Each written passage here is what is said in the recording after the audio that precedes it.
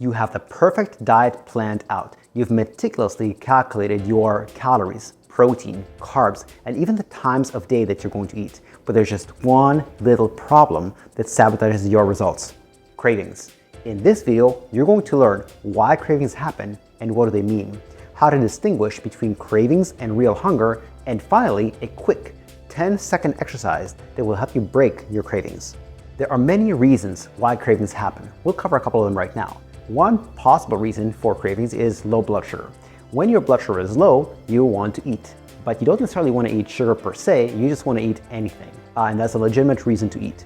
Another possible reason why cravings happen is very simply, you didn't eat enough earlier in the day. It makes sense because your body will crave a certain amount of calories to maintain your weight, or possibly if you're trying to lose weight, possibly even to lose weight. So if you haven't eaten the requisite number of calories, your body's going to ask for more food in the form of hunger or craving. Another possible reason for cravings is maybe you've eaten an inadequate amount of food, but it didn't consist of enough protein. Protein is very, very filling. Of the three macronutrients, carbohydrates, proteins, and fats, proteins are the most filling. And so if you ate the right number of calories but not enough protein, you're going to be hungry sooner rather than later. Another impact on your satiety is fiber. Fiber, the definition of it, is indigestible carbohydrates. In other words, they are carbohydrates, you just can't digest them. And so if you're having inadequate fiber, that could cause cravings because your blood sugar goes low and they interact with each other.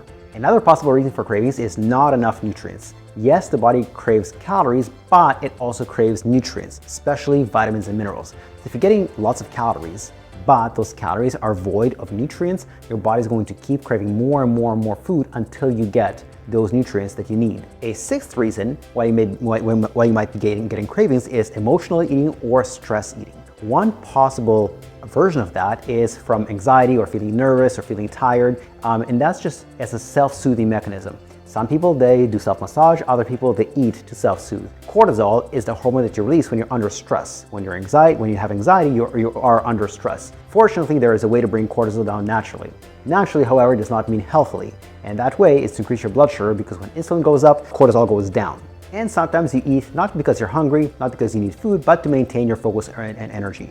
A lot of people who are doing a lot of intellectual work, they need to stay up for late hours, and they know that if they eat, they'll be able to keep their energy going longer. It's not a healthy way to do it, but it's a way to do it. Finally, the last reason for cravings that I'll discuss is availability or visibility. Sometimes there's no emotional eating. You're not hungry, you're not anxious, you're not energetic, you're not anything.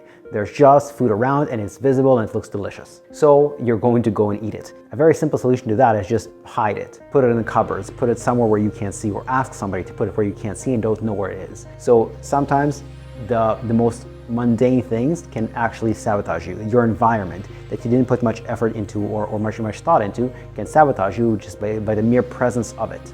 So now that you know the 7 different reasons for cravings, how do you differentiate between a craving and actual hunger? One distinction is that actual hunger comes on gradually. You go from after a meal, you're satisfied or you're full, you get less full, less full, less full, less full, less full. Then you're kind of in that spot where you're not hungry and not full, and then you start getting a little bit peckish, a little bit more peckish, hungry, hungry, hungry, hungry. That's a natural curve or a natural progression of hunger. Cravings hit you like that. You might be full and you still want to eat something. Maybe it's chocolate, maybe it's candy, maybe it's a beer, maybe it's something else. So that's the difference in terms of timing between actual hunger versus cravings. And that kind of ties into the next way to distinguish, in that actual hunger usually comes a few hours after your previous meal, maybe 3, 4, 5, 6 hours. Cravings might come when you're still kind of full. If you feel your stomach, whether with your hands or just consciously pay attention to your stomach, and it's still not empty, you might be experiencing a craving.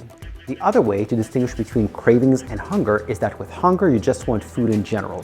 And very often it might be healthy food. Maybe you want a salad, maybe you want chicken, maybe you want something else. With cravings, you're going for a particular food. You just want chocolate. You don't necessarily want a salad. You just want that one thing that's going to satisfy that craving. And so what's this simple 10-second exercise that we have our clients do to help them conquer their cravings? And here's what it is. On a -10 to a +10 scale, rate your hunger or fullness right before you start eating. In other words, if you're rating yourself from -10 to -1, you are hungry. If you're rating yourself from +1 to +10, you're full. But if you're out of 0, you're not hungry and not full. And so give yourself the rating, and you'll learn that if you're consistently eating when your ratings are in the pluses, you're not eating out of hunger. You might be experiencing cravings. Sometimes that's enough to backwards rationalize, wait, I'm not really hungry, I can hold off on this, or I can have this later in addition to a different meal. That's one of the strategies that we use in our program of End Emotional Eating. If you want more strategies just like this, and if you want more exercise and nutrition information in general, you can click on the other link in the description below, which will take you to our newsletter subscription page, where you'll learn more about these kinds of topics. Thank you and goodbye.